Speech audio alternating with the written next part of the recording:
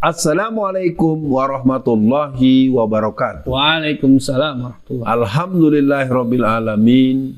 Jumpa lagi di acara Dibacain Berita. Kepada Bung Kameramen dipersilahkan membacakan beritanya. Baik, Bung Alfian, ini lagi ramai Bung Alfian. Memang benar-benar harus nanya langsung ke Bung Alfian. Ini beritanya dari CNN Indonesia. Selasa 8 November 2022. Judulnya TAP MPRS 33/1967 dicabut. Jokowi tegaskan Soekarno pahlawan Republik Indonesia. Bagaimana respon awalnya Bung Alfian? Bismillahirrahmanirrahim. Dari mana taunya Jokowi bahwa Soekarno itu pahlawan Indonesia? Nah, itu penting dipertanyakan karena bagaimanapun ada pertanyaan dasar. Kenapa dulu bisa keluar TAP MPRS nomor 33 itu? Nah, artinya ini kan merupakan permusyawaratan para perwakilan masyarakat secara nasional. Ini satu sikap yang mungkin seolah-olah urusan selesai dengan satu orang. Ini penting. Saya ingin mengajak pada seluruh masyarakat Indonesia, kita tidak masuk pada posisi tendensius, benci secara tanpa alasan, tapi juga jangan dengan serta-merta menyebut itu. Kapan dibahasnya? Perlu dipersoalkan dulu. Dulu TAP MPRS ini lahir dalam suasana kebatinan seperti apa? Dulu pernah dibicarakan dalam suasana apa? Ada apa gerangan dengan orang yang bernama Insinyur Soekarno sehingga akhirnya keluar itu? Ini menjadi penting, Bung Kameramen, dan buat pemirsa, kita jangan pernah menjadi warga negara yang mungkin dalam bahasanya jas merah, jangan melupakan sejarah. Ya. Kita hormati beliau sebagai orang yang pernah berperan sebagai proklamator. Tapi ketika dalam kurun yang menembus angka 50 tahunan, tidak ada kepastian status kepahlawanannya, itu berarti ada sesuatu yang perlu dipertanyakan, dan ini menjadi penting. Jadi kita masyarakat Indonesia tidak berangkat lari like or dislike. Jangan kebiasaan, nggak ada angin, nggak ada hujan, lalu keputusan begini. Keputusan penting sering dimunculkan dengan cara-cara yang sangat informal gitu. Dan saya anggap ini sebagai hal yang tidak bisa diteruskan. Sekali lagi, saya sebagai orang yang banyak bergerak dalam aktivitas dakwah Islam, pergerakan nasional secara umum, dan juga sering memberikan pembahasan tentang sejarah perjuangan bangsa Indonesia secara umum, spesialnya adalah sejarah perjuangan umat Islam Indonesia. Sekali lagi, itu respon yang saya pikir bisa dimaklum, bahwa soal beliau akan diputuskan pahlawan atau tidak, ya mbok ya jangan atas keputusan pribadi begitu loh. Nah, itu yang ingin saya tanyakan Bung Alfian. Dulu lahirnya TAP MPRS 33 ini kan yang Bung Alfian sampaikan tadi, dengan musyawarah yang ketat mungkin, pertimbangan yang macam-macam, dan kok bisa dicabut hanya dengan kalimat nih Bung Alfian. Jokowi menyatakan tak perlu ada tindakan hukum lebih lanjut mengenai hal yang diatur dalam TAP MPRS itu. Dia beralasan pencabutan telah dilakukan pada 2003. Nah, ini alasan beliau, Bung Alfian. Nah, Bung Alfian, isi TAP MPRS tersebut adalah pencabutan kekuasaan presiden dari Soekarno. Peraturan itu menyinggung keterlibatan Soekarno dalam peristiwa G30 SPKI.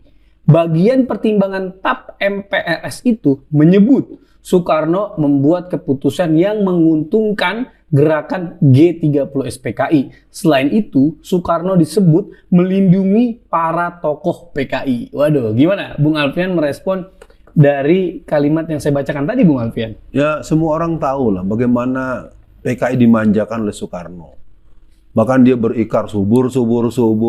Siapa nanti nih aku yang akan bela, siapa yang ganggu PKI, aku akan bela PKI. Jadi artinya itu fakta sejarah. Yen mati aku melu kelangan, kalau PKI mati saya ikut kehilangan. Mas Yumi dibubarkan, PKI disuburkan. Jadi saya pikir buat para pemirsa, saya ingin mengingatkan bahwa salah satu watak orang yang berkarakter komunisme itu adalah antroposentrisme. Menjadikan diri sebagai pengambil keputusan. Saya pikir ini harus segera menjadi warning secara nasional. Jangan pernah ada di negeri ini orang yang berperan seperti peran Tuhan. Dia mempunyai prerogatif yang seolah-olah.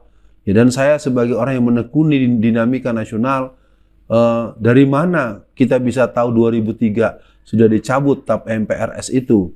Iya. Itu dari mana? Dan itu tidak pernah terjadikan pembahasan. Kita ingat dulu pernah ada orang yang bertugas itu seperti Pak Profesor Dr. Yusril Iza Mahendra. Dia juga nggak pernah nyebut begitu.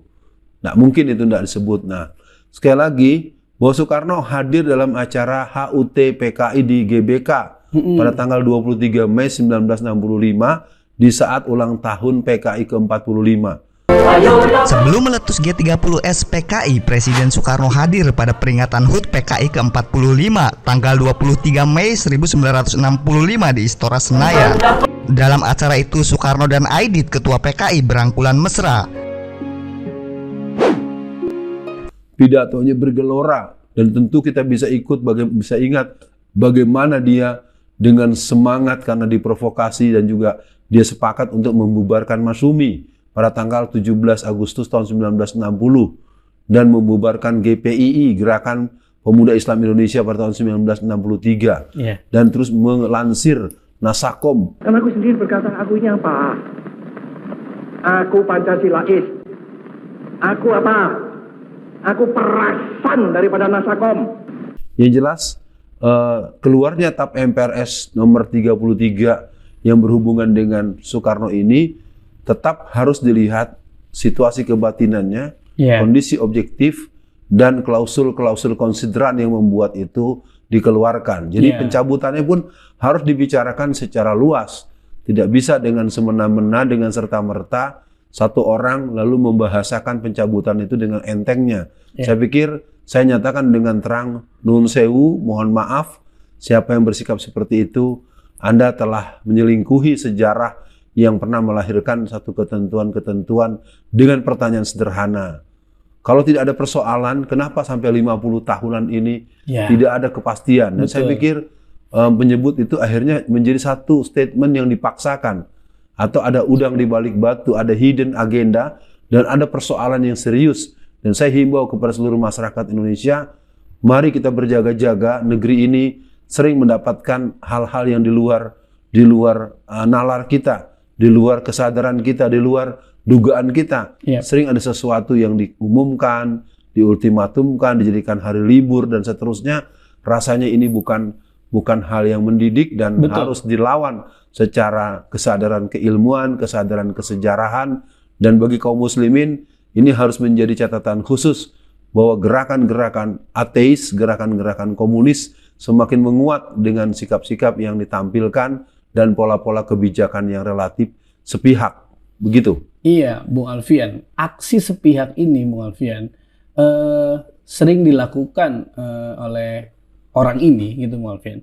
Sampai seperti Hari Pancasila 1 Juni. Nah, Bung Alfian, bersinggungan atau membahas tentang Soekarno, kita pernah dengar tentang Babe Haikal, bagaimana beliau menjelaskan tentang Soekarno ini, langsung diseruduk oleh fansnya Soekarno. Kan harusnya nggak boleh begitu, Bung Alfian. Harusnya kita harus akademis. Nah, ini pertanyaan saya yang pertama, apakah perlu, Bung Alfian, dengan pencabutan ini, para TNI atau para para penulis atau sejarawan itu harus turun nih, Bung Alfian, ikut bicara. Ini bagaimana nih? Atau Bung Alfian ada saran respon tentang pencabutan ini, Bung Alfian? Itu pertama, Bung Alfian. Ini untuk akhir ya, Bung Alfian, sesi dibaca berita kali ini. Yang kedua, setelah Jokowi menyebut Soekarno sebagai pahlawan, langsung Ahmad Basarah menyamber. Ini ada beritanya lagi di CNN. TAP MPRS 33 1967 dicabut. PDIP harap RI minta maaf ke keluarga Soekarno. Wah, langsung ada efek cepatnya, Bung Alfian. Nah, tapi yang ingin saya tanyakan, Bung Alfian, apakah ini akan bisa terjadi pada TAP-TAP lain yang gampang dengan mudahnya dicabut, Bung Alfian? Saya khawatir TAP MPRS pelarangan PKI, Marxisme, Leninisme itu tiba-tiba dicabut seenaknya, langsung kita disuruh minta maaf pada PKI. Ini untuk akhir ini bagaimana, Bung Alfian, arahan dan lain-lainnya, Bung Alfian? Ya, Bung kameramen, semoga tetap tenang, sabar, dan kita akan melihat bahwa negara ini membutuh orang-orang yang matang. Jadi Bung kameramen mudah-mudahan tetap bisa membimbing umat, karena bagaimanapun pertanyaan Bung kameramen menjadi sebuah stimulan edukasi.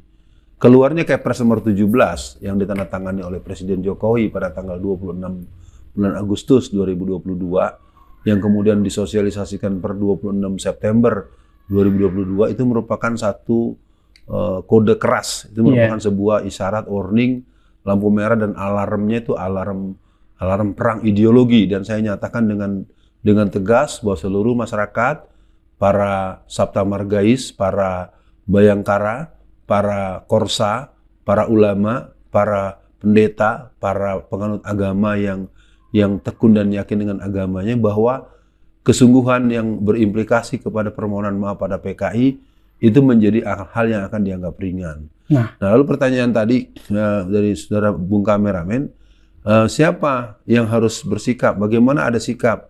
Pertama, pelaku sejarah.